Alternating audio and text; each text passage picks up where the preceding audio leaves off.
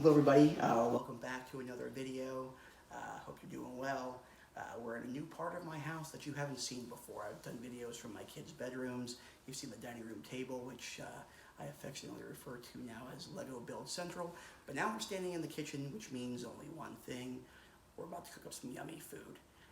And since some of you may have observed already, I am wearing my Disney attire once again, which means that we're about to make Disney food.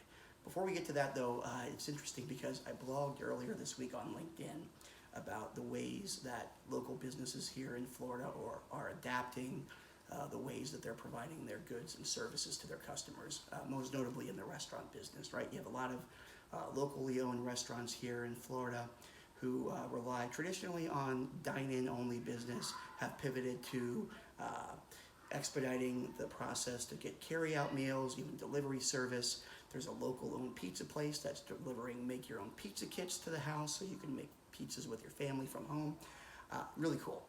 But the funny thing is, in that same blog, I mentioned that unfortunately not all businesses can do this. And I specifically mentioned Disney World being one of them. I said, the parks are closed, and that means we can't get Disney World type stuff from home. You can't deliver virtual theme park experiences to your customers, were my exact words. Boy, was I wrong.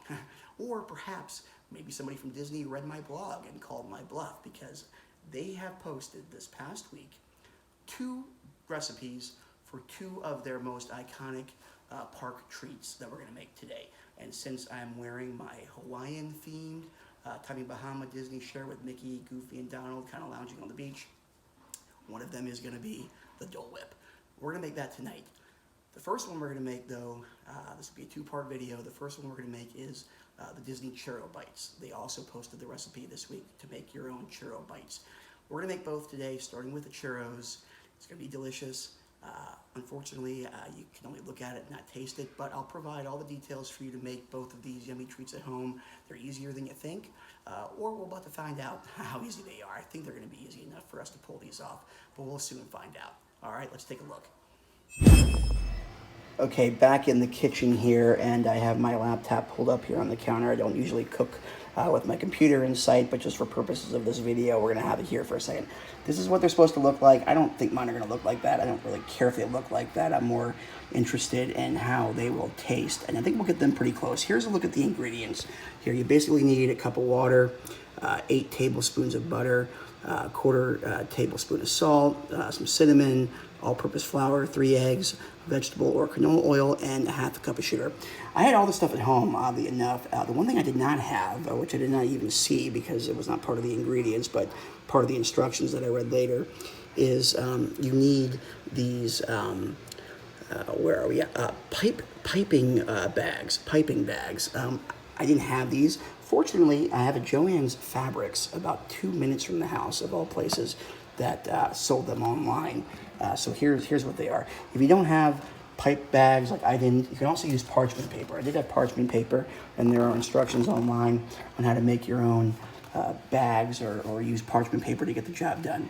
But in speaking of businesses that are altering the way that they're delivering their goods, I ordered online through Joann's Fabrics. Again, oddly enough, that was the store that had those things in stock. There's one right by the house. I ordered it online. I drove up. They were alerted that I was there, and they brought it out to my car. Didn't even have to get out of the car. So we have our pipe fitting bags. We got all the ingredients.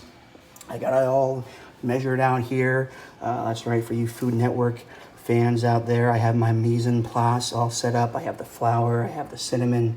I have the sugar, the eggs, everything all laid out here, the oil and the water.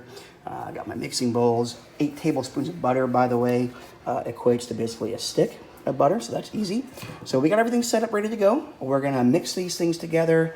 I'll film some of the process for you, but most importantly, I will film the taste testing and the final results here in a few moments. But it does seem fairly easy. Again, I don't have any delusions of grandeur, if you will, that I'm going to get them to look like this. In order to get them to look like this, by the way, it says you need the pipe bags with the star cap. So the star tip. So you can read that right there. You need the pipe bags with the star tip.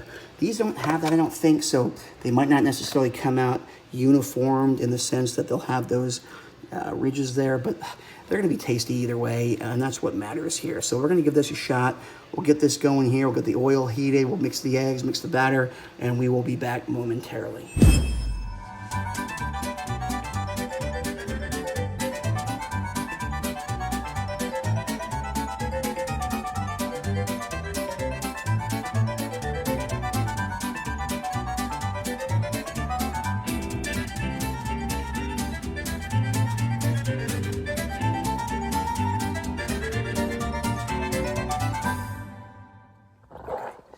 Taste these.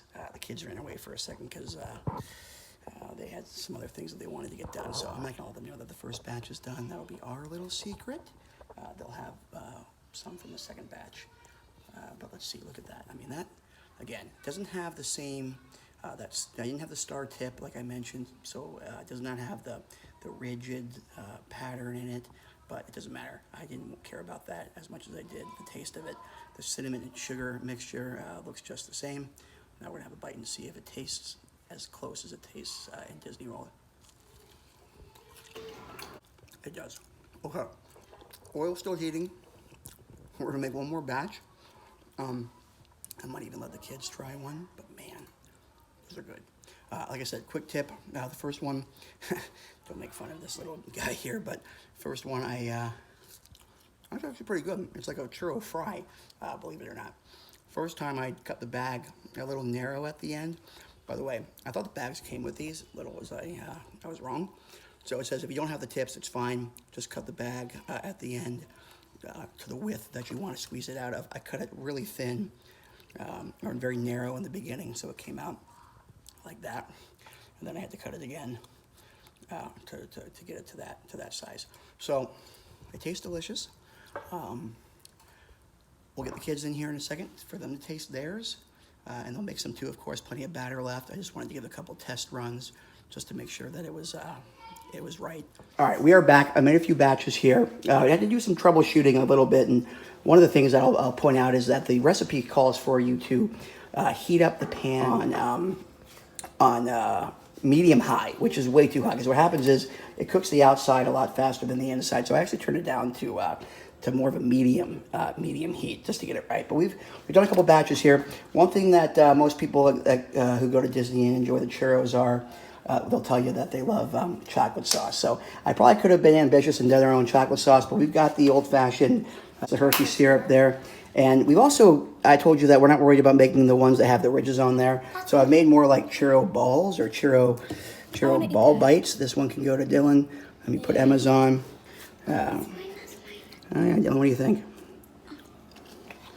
Really good. Is it good? Uh-huh. Okay, I mean, like I said, the taste and the cinnamon and sugar is more important than the actual the shape of it. So they're more like churro balls, churro bites, if you will. No, what do you think? Wow, all in one bite there. Emma, what do you think? Good. All right. Super good. All right. So, you know, we had to do some trial runs. Like I said, some of them got a little crunchier on the outside than they were able to get on the inside, which is why you got to sort of just play with the heat of the oil a little bit there. Still very good. And like I said, we have enough to make. Let me turn this around here. Enough to make a few more batches of these. The chocolate sauce, yeah, I could have been ambitious to make my own sauce. The chocolate sauce, you can have more down. Okay, so we've got a few working here. Oil's still hot, and that's it. So we made churros. They came out, I'd say 90% of what I was expecting. It would have been cool to get the star tip for the parchment bag or the piping bag, but not a big deal. And here's how you sort of cut it that thick and just squeeze in drops, 1 inch apart. You can even make them with your hands, like the balls that I made, like they're like rolled out like meatballs. You just roll them like that and drop it in. So the temperature of the oil is actually what makes the biggest difference, because you don't want it to cook on the outside without it cooking on the inside. So we had to, and here's the kids going in and out. You can hear the alarm going off every time they open the door, which is both a good thing and a bad thing all at once, because it's good because I always feel safe and secure in the house. It's bad because I hear that thing going off 30 times a day. And you get to hear it too. This is real life, folks. This is the good, the bad, and the ugly, like I've talked about this whole time. So these are getting nice and golden, but the good thing is because the heat is lower than they actually recommended, it's definitely cooking the inside as well, because what you don't want is it to be nice and cooked on the outside and then bite into a raw churro. It wouldn't taste very good, and it's not very good for you either, because there's a raw egg in there, of course. But those look pretty good to me, I guess. All right, so like I said, that was part 1 of 2. We're gonna relax for a little bit, maybe watch a movie, hang out, maybe go in the pool for a little while here, and then tonight we'll come back for the Dole Whips. That's going to be the real main event. And they're a lot easier. Dylan's excited about that. They're a lot easier. And since we're making it tonight, and it's a Friday night, I'll make an adult version too with some Captain Morgan rum. That's just for me. Okay, here's a look at the final batch that we made. Definitely one of those things that got better as we went along, because you have to figure out the right temperature of the oil, like I said, and the right size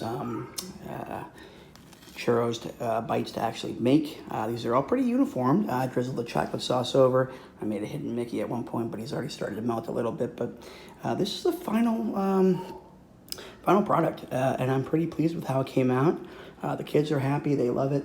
And, it was fun to try, and it actually turned out pretty good, which is even the best. Which is the best part, of course, because we get to eat them rather than just look at them and say, "Well, we tried anyway." They actually turned out as good as I thought they would. Okay, so that's part 1. Like I said, we got part 2 coming up soon. Until then, I'm gonna go jump in the pool. The kids are already there, and we'll be back here in a little bit. Hope you're having a great Friday. Talk soon.